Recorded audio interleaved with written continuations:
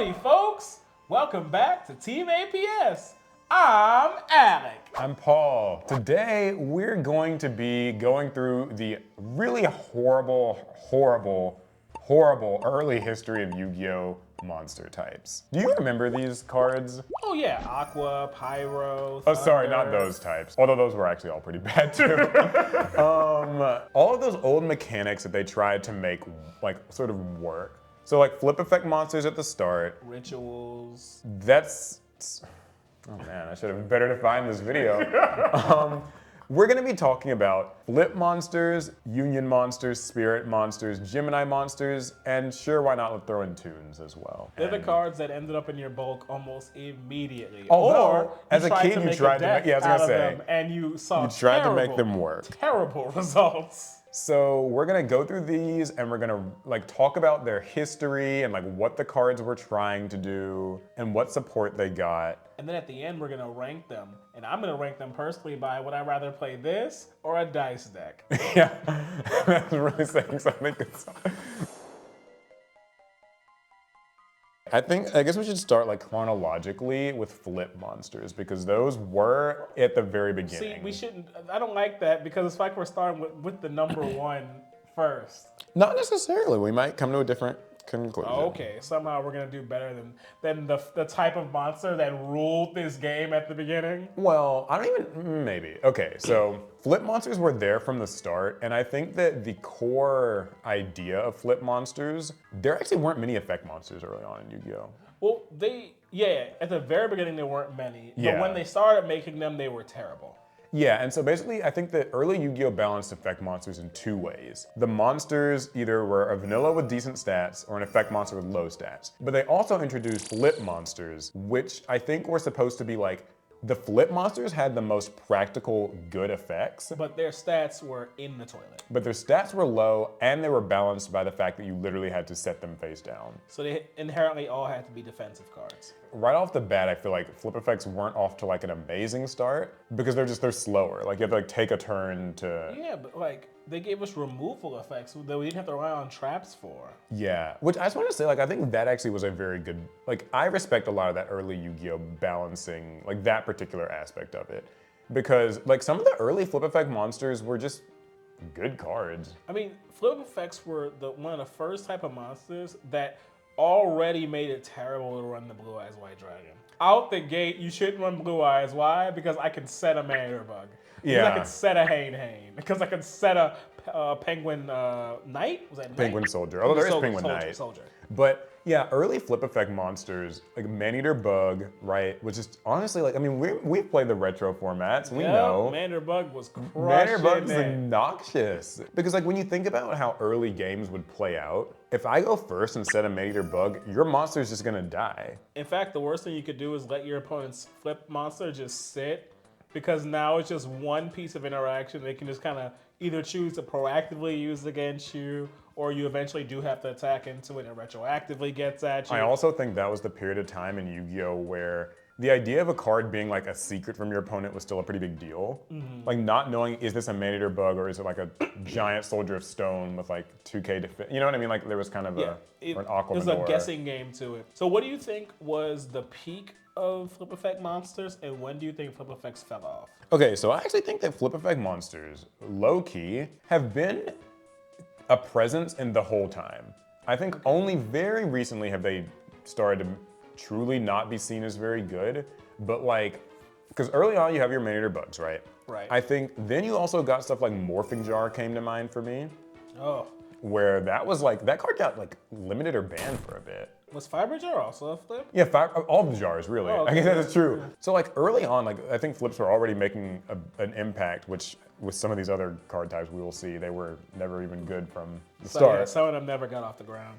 As time went on, we got Gravekeeper, Spy, and Guard. Those are great. It made for a solid core for the Gravekeeper strategy. And they had defense points, which I think that was the big divider between like a Gravekeeper's Guard versus a Hane is that Guard's got 1900 defense, and Hane's got like 400 or whatever. Anything. So I feel like those were really good. And the Gravekeeper's engine kind of went on to pretty much always be good. Because like, then you could use them as tribute fodder. Yep. Because like, if I attack your Maneater Bug, it's probably dying. Like if I attack like your Gravekeeper's Guard or your Spy or whatever, then like it's probably gonna live and then it can be tributed. And so I think later the next big one was like Raikou, and he was a big deal for a while. Just setting up your graveyard and being a man-eater bug. Yeah, popping a card, milling 3, and then we started to get flip archetypes. So that's kind of where I think of like Shadal's probably was one of the... Probably the most infamous flip archetype. Although not even really known as like for its flipping. Yeah, you didn't really want to have to do it. It was a useful thing that came up. But Yeah, it was the fact that they all had the ability to also just be set as a flip monster and have a decent effect. Because yeah, another thing, they had solid on-field effects, but their flip effects weren't bad. Like if you were flipping on your opponent with Shadal's, it meant you were in a good space, and now you just wanted the plus on them. Yeah, because I think like Dragon popped a card, Squamata bounced a card. I might have that backwards, something like that. I remember which one was it? Was it Beast or that drew cards? Yeah, Beast is like draw 2, pitch 1. I think Falco just gets like a spell, or Hedgehog gets a spell trap. Falco gets like a monster back. Oh, So they had good stuff. There was also Subterrors comes to mind. There's like a I had forgotten all about Subterrors until you said something. Well, it's funny because like they actually weren't good, but then like when they got Subterror Guru, he was good. Did you play any flip effect decks ever? Not really. I mean, I built crawlers years ago. What about them? What were they? Oh man, they kind of just wanted to flip and then trigger more flips and Yeah. flip and flip and flip. It ultimately culminated into Deus Ex Crawler. Yeah, he was one of their better. Him and Crawler Soma. And yeah, Crawler Soma was more of like the flip enabler, and then Deus Ex Crawler was your crawler boss monster. That just had a crazy effect. And He actually, I remember Deus Ex Crawler was kind of, I don't know if he was the first flip monster to do this, but he kind of addressed a problem that flip effects started to have as Yu-Gi-Oh went on, which is that like, when they're still slow, but also when they're face down, they're kind of sitting ducks, because they can't really have any inherent protection from being popped and targeted and stuff. Well, he was like, if your opponent targets this face down monster, he actually flips face up. which is so silly. And like negates that effect or something, and then he also gets a little benefit. There's a few other cards like that actually, but he was, I think, the first one. It might have been like that spirit monster like Amaterasu, that. Which that comes up later, so. Yeah, we'll talk about that. I remember Pot of the Forbidden. It wasn't good. It wasn't good, but if you were already running a deck that enabled flip plays. Like Prediction Princess, that's an archetype I forgot about. Oh, Prediction Princess. Yeah, people would tech Pot of the Forbidden. That was like a fan favorite for a minute. There was always someone trying to run Prediction Princesses. Yeah, keyword trying. But you know, after like 50 games, one of them had to go well. I think the most recent good new flip deck is Enneacraft. And we are saying good with quotes, right? I mean, Enneacraft's pretty decent. Like, I've had the mispleasure of facing it a couple times recently, and like, it's annoying. They search a lot. They can like summon all themselves down, and like they follow the Deus Ex Crawler blueprint where they flip themselves up and like kind of in reaction to stuff, and they get like a little beneficial. All in all, I mean, I think like flip's pretty good's like a strong word. I mean, compared to the other types on this list, good, yeah, for sure. Yeah, okay. So we're probably, like, if we had to put them in a tier right now, does this list even deserve an S tier? No, definitely not. They're It should A not be tier. an S tier. We'll call them A tier, yeah. Next up they're a type of monster that you wouldn't think we really needed because zombies exist. Spirit monsters. Yeah. Not 100% sure how you draw the line between zombies and spirits, but Konami felt the need to, and they did it. Okay, what was this? This is Legacy of Darkness. Yep. I think is when they debuted. That was like And Not But a White Rabbit, and So the gameplay thing with spirits was, correct me if I'm getting any of this wrong, they could not be special summoned. yep, at least not the original. Yeah, ones. even now I don't think that they can be, but they've kind of circumvented that. But like, they can't be special summoned. You can normal summon them like kind of regular stuff, but at the end of the turn that they're summoned, they get bounced back to your hand. Yep. That's how it worked, and you would think that would be terrible, since that means you never keep a monster on your opponent's side of the field. And I would argue was terrible. It was pretty terrible. But a few spirit monsters actually still prove their worth despite that. Yeah. What was you were you saying? A Naba White Rabbit? Yeah, Inhabit the White Rabbit's the one that comes to mind for me first. What does that do? I don't remember that. Oh man, all I remember is that stupid thing would run away. I think if was that the card Pegasus used? I don't think he used it. I thought Pegasus used like Inaba White Rabbit or I something. don't think so. I think Inaba, if it dealt damage to your opponent, could draw a card. Hold up, I'm pulling it up right now. Here it is. No. Oh yeah, it can attack directly. Okay. Yeah, I think he used this. Maybe. Either way, okay. Yeah. But yeah, the first spread I was thinking of is Naba the White Rabbit because Legacy of Darkness was my favorite sets of all time, and Inaba was the one I pulled the most. So it's like the titular spirit monster to me, though. It's one of the worst ones because all Inaba could do was attack the opponent directly. But it did mean you always attack them directly and your Inaba was always safe. I think that was the core of spirit monsters, was basically that, like, similar to flip monsters, I think what they were going for was because these monsters have a drawback, they're allowed to have, like, better than average effects for the time. Which, like, being able to attack directly, there were other little monsters that could. They would usually have, like, 300 attack maybe, so. But Inaba was hitting with a big 7.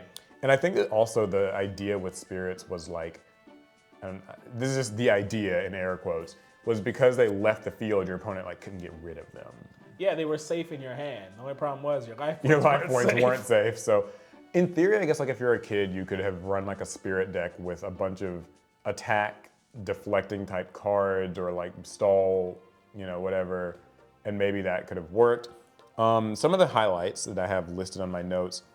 Asura Priest, a pretty big one. I remember Asura Priest could attack all monsters once each. That was kind of novel at the time. I mean, if you could equip your Asura Priest or your opponent just had a bunch of weenie monsters on the field, you could essentially clear the board with one monster, and then it's not so bad that you bounce it to hand because you're getting rid of multiple stuff. It has 1700 attack too, so like decent stats for a monster with that ability.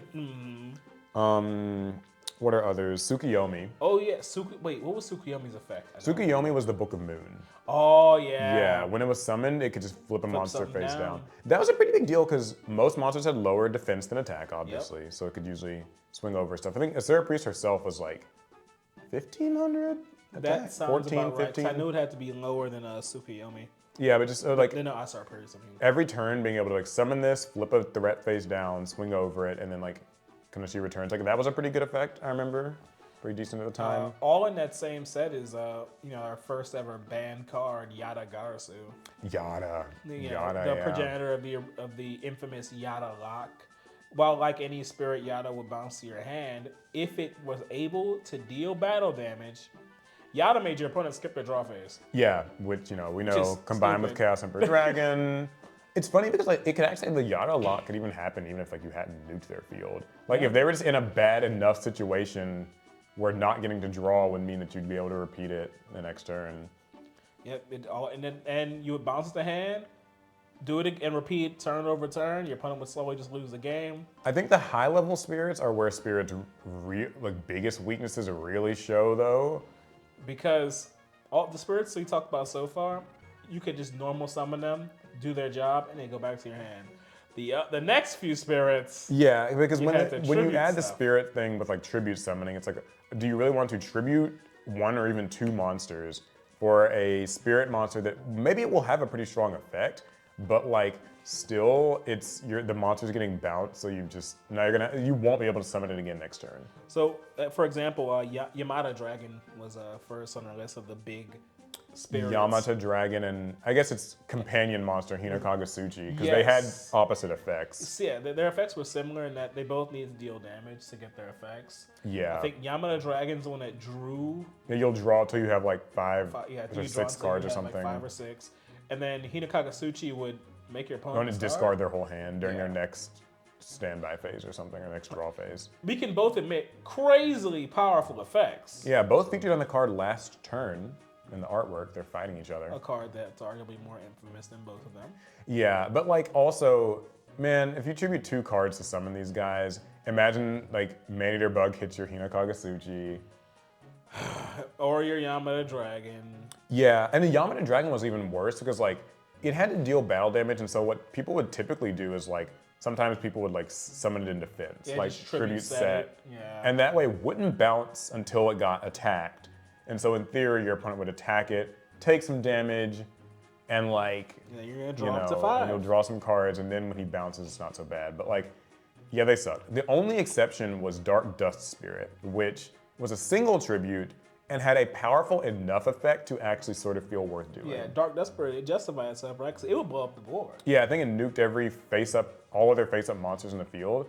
Downside, that does include your own. Yeah, so it did have to be like kind of the only thing that you summon. I remember this got some play in like Frog Monarch decks for a bit because like Treeborn Frog would come back and it'd be the only monster in your field, and then like you summon Dark Dust Spirit, it nukes everything, you swing, and then like him bouncing isn't so bad because that was kind of it for spirits for a pretty long time. Then they released Amaterasu, I think in like 2016, like 2014 to 2016 is when they kind of revisited them. That's when they gave them like the Nikitama and like Aratama, Sakatama, like over time they've given them all those cards. They're interesting because they're spirits, but they're basically like little support spirits. Yeah, like they don't really. They're a spirit engine. Yeah, they're a little engine. They search spirits. They let you get extra normal summons, but they themselves basically have no real stats to them, and at best they can kind of be like an Xyz engine or something else that could support Were others. they before or after the Yosenju archetype? The Yosenjus were around that time because that was like that early was Arc close. 5.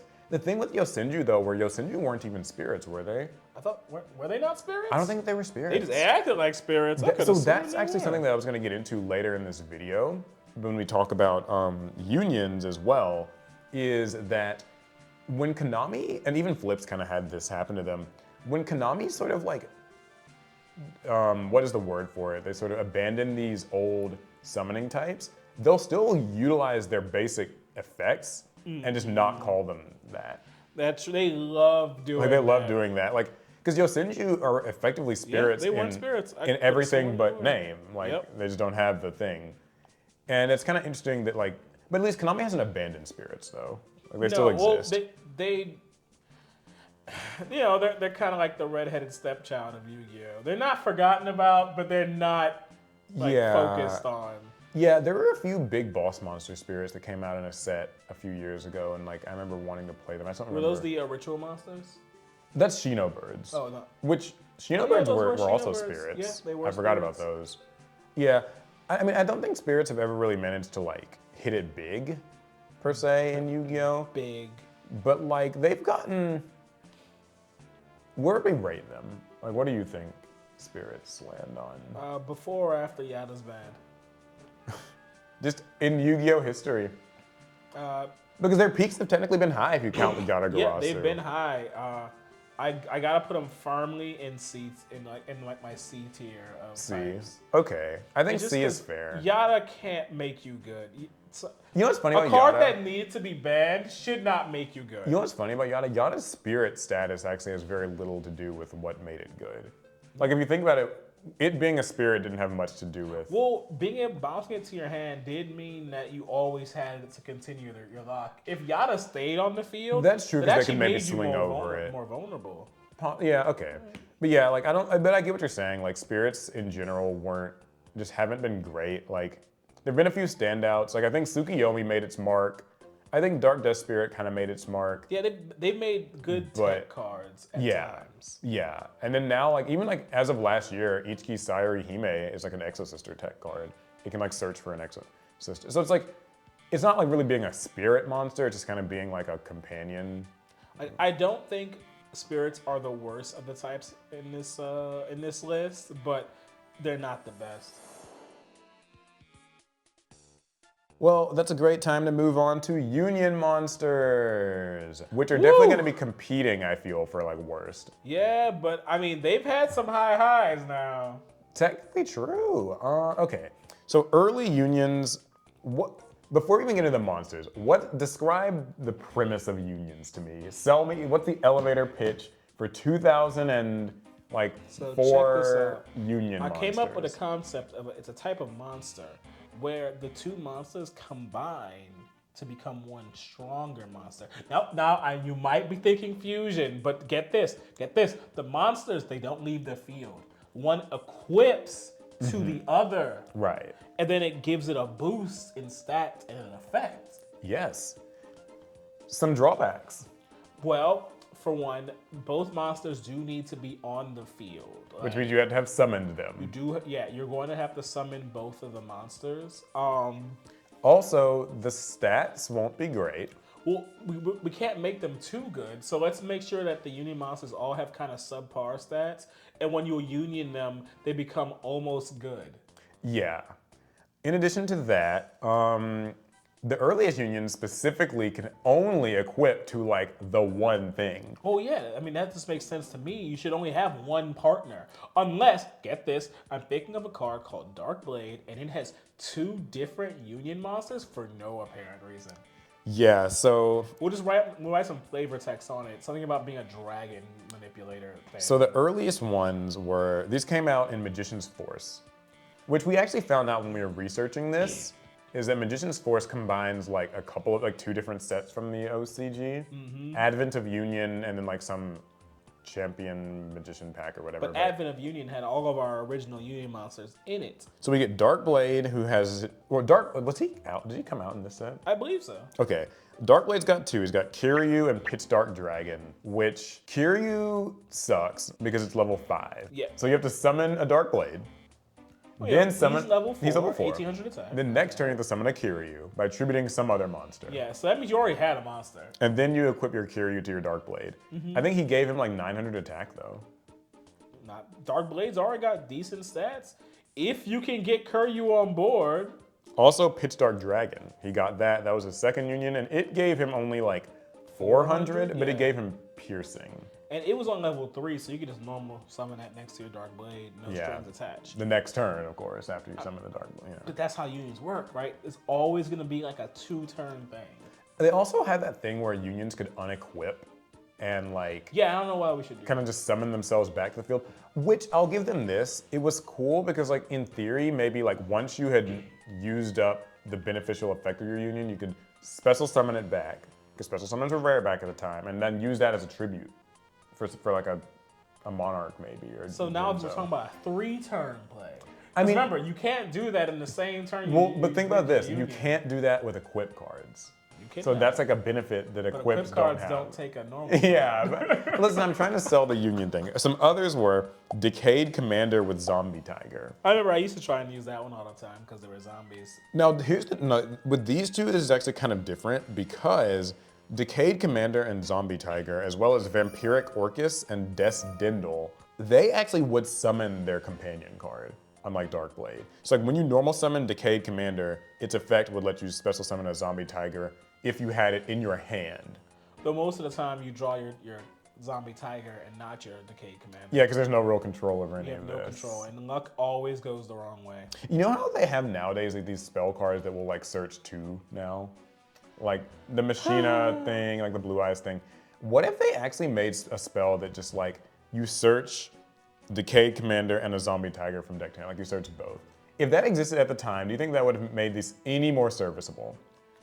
I think so. Decayed Commander's effect actually could come up in a real game at the time. So if we could do that, I could see those cards seeing play. Decayed Commander had a similar effect to Don Zalub, where if it dealt battle damage, it could make your opponent discard a card. Yeah, I think he had to do it through a direct attack, but if he got equipped with Zombie Tiger, then it was when he destroyed a monster by battle. So once he's equipped, then no matter how he attacks, he's going to make your opponent discard a card. And Des Dindle was interesting because it gave the ability from your Vampiric Orcus to make a token when it destroyed cards in battle.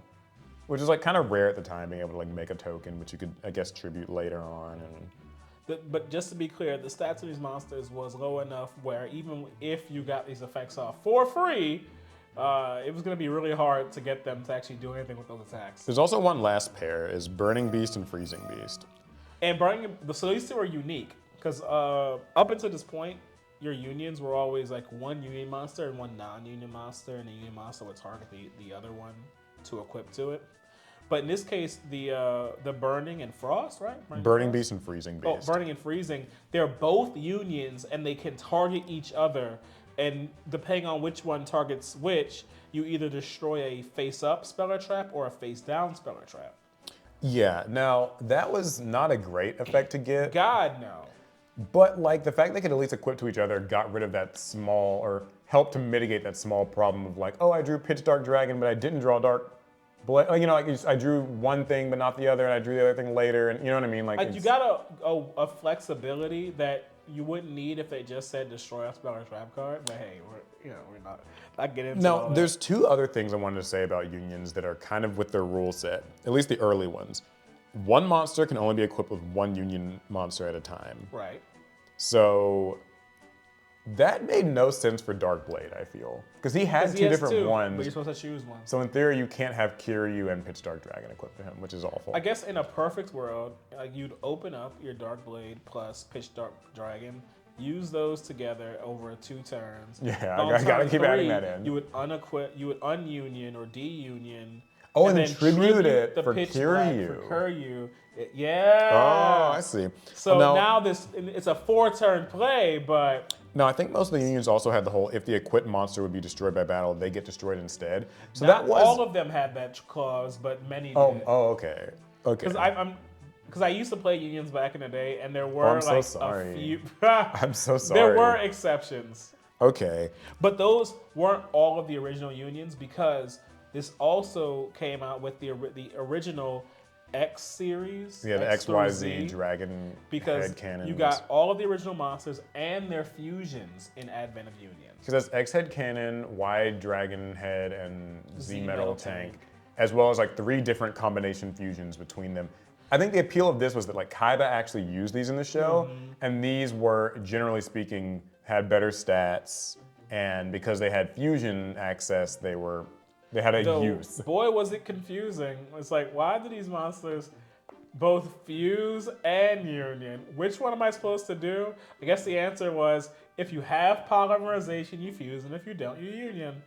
Yeah, I think what was interesting about them was that because they were contact fusion, right? Ooh, the originals?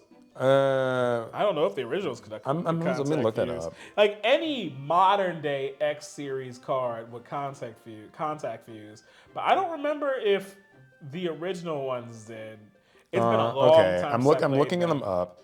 XY Dragon Cannon, which like, why did he come on? Just come up. Hold up. Yeah, it must be special summon. So it was a contact fusion. Okay, And alright. so here's what the cool part about them was. You could banish them, like you'd banish the above cards you control, and you could banish them whether they were monsters or unions at the time. Right. So you could equip your Z Metal Tank to X Head Cannon or Y Dragon Head, and then just banish both at any time later to fuse, and so like that was pretty cool. Why? Well, okay, so here's a cool thing. Like XY Dragon Cannon, for instance, not the full form, you can discard a card to target a face-up spell trap your opponent controls and destroy it. So like, in theory, this is X Head Cannon plus Y Dragon Head, which like, let me see. So Y Dragon Head gives him 400 more attack. Oh, so this is the same attack. You know, I don't really know why you do some of these I fusions. couldn't figure it out either. Yeah, I mean, listen. It's all about the flavor. It was the y'all. flavor. It's Yeah, the that's what I was gonna flavor. say. Old Yu-Gi-Oh was about the flavor. It was about the idea that like, you are a duelist. These are your ace card. Like they're versatile. Depending on the situation, you can. Okay, so we say that these are bad, but unions did go on to be actually a meta deck when they got the ABC cards. Oh yeah, when Konami decided let's just make unions good and like screw all the precedent we previously had Yeah, set, when they made it like just made them strong. A Assault Core, B Dragon something, B Buster Drake, and C Crush Wyvern. Yeah. Yeah, they could all kind of like, they could just equip to each other. They all had good effects. They didn't have hard once returns. I think I remember they made like the Union series, like Union Driver, Union Carrier, which got banned. So like, these are pretty good cards. Like, they had to circumvent a lot of what made the early Union so limiting, but I still think they managed to sort of maintain the flavor there. Yeah, in one archetype. In one for the most archetype. part, like unions is completely carried by ABCs now. I mean, there is no other union archetype, right? The Machina. early Machina, I must say, I should say. the Machina later don't really do a lot. Yeah, of early Machina, I remember there was Machina Gear Frame with Search. What was the small one? It was Machina it was Peacekeeper. Peacemaker. Peacemaker. Peacekeeper, whatever it was. The small one, and like I remember they got like little cards like Rollout, Yeah. Frontline Base, which wasn't like a Machina card really, but Yeah, I mean, way back when. I mean, but even then, their version of Union was pretty limited. it was pretty limited. But like, you know, just they were doing it a little better because they could like search. Like being able to search the Peacekeeper already meant that you were getting more out of it than like Vampiric Orcus. But then when they made the new Machina cards, Konami kind of just completely ignored that. It's funny because it's a lot like how we were talking about with Spirits.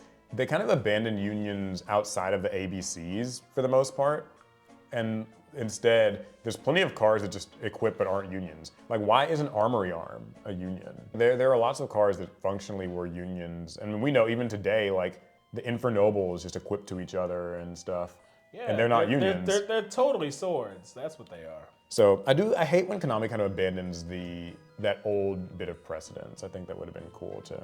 You know, have the kept. old head in me harkens back to the days of trying to figure out a way to normal summon my second orc or my second goblin next to my was it Tardy orc? So where do we rank the unions? All right, so unlike Spirits, I don't think Unions is carried by one card. So that has to make it better than Spirits off rip, I think. I think it's hard to say though because I feel like they've just condensed unions into one archetype. Yes, it is One archetype gets all the attention now. It's a decent archetype and it actually got recent support with like the union controller and like. I mean, they keep coming back. It's kind of like this bump on your leg that never seems to go away. So it sticks around. I think that my main thing with unions is just that like so much of their identity has been given away to other archetypes to me. Like that technically that applies to a lot of the stuff we're talking about, but like I think it applies the most to unions. Like because there are so many archetypes that just have monsters that equip themselves to each other and all that, and just like aren't. I mean, Doom Z just came out or whatever, right? And like that's not a union thing. Like I said, like Infernoble. So they feel very neglected in that way. I still think they should land in B tier. So you think that unions are above Spirits? For sure, man. I think Spirits are better. That's an insane sentence. Because Spirits are played more in different decks today, I feel. Aratama and Itsuki Sayori Hime. Like unions go They for get an archetype. YCSs. In the past they have. Okay, fair. So you think that they're B tier? I think they're B tier. So Flip is A, unions are B, Spirits are C. Yeah, that's where I am right now. I don't know if I fully agree with you on this part, but I'll go with it, sure. So next up is Gemini monsters. Oh boy. Baby's first deck. Yeah. I mean, many of these could have been Baby's first deck, So but I think Gemini we is- all tried making Geminis work. Gemini is a sad one because like you kind of think they would have learned better. These came out in Tactical Evolution. So this was like 2006-ish or something, 7 maybe. And a few years, you know, away from like unions and spirits. So the elevator pitched for Geminis. All right, check this out. We make new effect monsters. Right. But get this, they're not effect monsters. Yet. Yes. Yeah, so you can summon them and their attack and defense are what they are. They are proper monsters, except they don't have effects. But if you can normal summon them a second time, now they gain effects. And we can make them pretty good effects.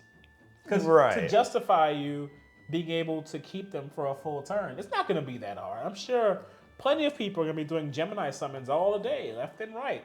We probably, and look, we can help them out. We can make an equip spell that just... Oh, you're getting ahead of yourself. That's so much later. Right? You know what? The supervisor is like a bajillion years later. We're gonna keep it slow. For right now, let's just leave it where they have to be normal summoned a second time. You only get one normal summon per turn. So essentially, your Gemini has to survive a full turn on the board to get its very powerful effect. Yeah, so let's talk about some of those effects. There was Dark Valkyria, who, let me make sure I have his effect right, because I need to... I was like, the one I always think about is Ancient Gear Knight. What's he do? Ancient Gear Knight was hilarious because it was both the worst and best Ancient Gear card at the same time. Why?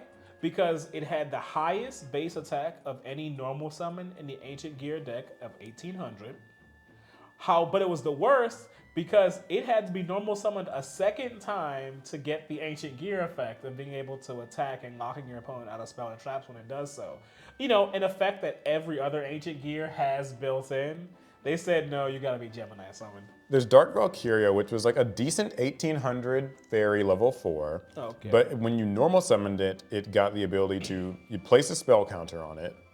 Once while it's face up on the field, you can place a spell counter on it. He gains 300 attack for each spell counter, so it becomes 21. Yep. And you can remove that spell counter to pop a monster in the field. It's like a breaker to Magical Warrior. Yeah, a much slower breaker. You have to wait a full turn to get that breaker utility. Yeah, so I think fundamentally we can already see what the big problem here was. It's just too slow. Yeah, because it's not like their stats were so high that they had a good chance of making it to the next turn. Their stats were just fine, which meant your opponent had a very real chance to get them off the board before you got any effects off of them. I think another big problem was just the fact that like they were already like power crept by like existing cards. Yeah. Like, you know, Breaker the Magical Warrior was already kind of a better version of, you know, Dark Valkyria. And it could only pop like spells and traps. There are already monsters with like better stats and like they could kind of emulate the same effects.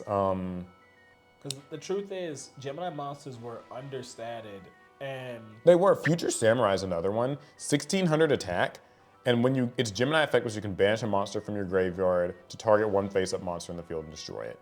So like a pretty decent removal effect. but the only way you were going to get value out of a Gemini monster was getting into those effects, and there's just no reason for your opponent to let you keep that monster for a turn. They were very killable. Yeah, they were, and they were very like just being so slow, so killable, and even more vulnerable to like their second summon could get bottomless trap hold or something. Which is so dumb. Yeah, I've always thought that So they should have like at dumb. least built that in where like they have their second summon isn't actually considered a summon. It should just be something where like I know like we always have these like thought experiments like how would you fix Gemini? And this isn't like the fix, but this would at least help is like their summon shouldn't actually have to like be held down by the stipulations of a summon. Like it shouldn't count for something that they can like be like bottomless trap hold or whatever, trap hold. Also, it basically made it where like you would never, ever, ever want to like do tribute summoning with this. It's the same as spirits and the same as like unions. Now it takes forever to get value out of your monsters.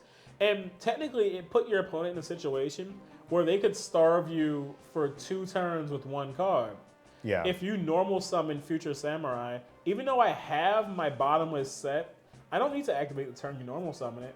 I'm just gonna let it sit, do nothing for a turn because it's understated and it has no effect. And then when you go to normal summon it next turn, now I'll bottomless. You don't get your effect, and you've lost 2 normal summons on that monster. Yeah, now the worst, there were actually decent ones. There were cards like Illblood, which made a meta impact. My boy. There was Doom Shaman, which was the least impactful of these 3, and then Gigaplant. So basically, there were these like tribute summon monsters where their Gemini effects were that each turn you get to summon a monster of their type. That's to say, zombie, fiend, and then plant/insect for Gigaplant back to the field from the grave, and that was actually pretty good.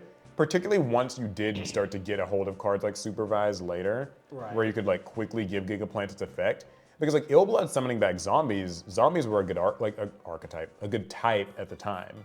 Bringing back like Pyramid Turtles, Spirit Reapers, Goblin Zombies, Zombie Masters. You could entrench the board in just floating effects. Yeah. And once you got those effects off one time, it almost made up for the trouble you went through to get it. One cool part about Illblood being a zombie too was that they were known for summoning from grave. So like Illblood was actually one of those monsters that could more feasibly, I think, be summoned from the grave as well. Foolish Burial, send Illblood to grave. Mizuki effect, special summon Illblood. Yeah. Normal summon Illblood, special summon whatever else. Gigaplant also made a pretty big impact in the same way. Doom Shaman was probably the least so. I think there just weren't enough good fiends in Yu-Gi-Oh! At the time. I don't know if we got good fiends in Yu-Gi-Oh! Until Burning Abyss. Yeah, like it took a while for Yu-Gi-Oh! To really start getting like, there's plenty now, like Fiendsmith Yeah, or yeah. whatever, It would be Labyrinth. silly to say there are no good fiends But- in Yu-Gi-Oh now. But yeah, back then like there weren't great like just high value fiends to be summoning. Some other things with Gemini were, I remember when they got that Gemini starter deck, it was Warriors Strike, I think was what it was called. Oh yeah, with the That I was forget its name. Evocator, Phoenix Gearfried. Phoenix Gearfried, Evocator Chevalier. Yeah. That's also where they got Supervise and Hidden Armory. It was a funny deck because we were mixing Warriors, Geminis, and Equip spells all in the same strategy.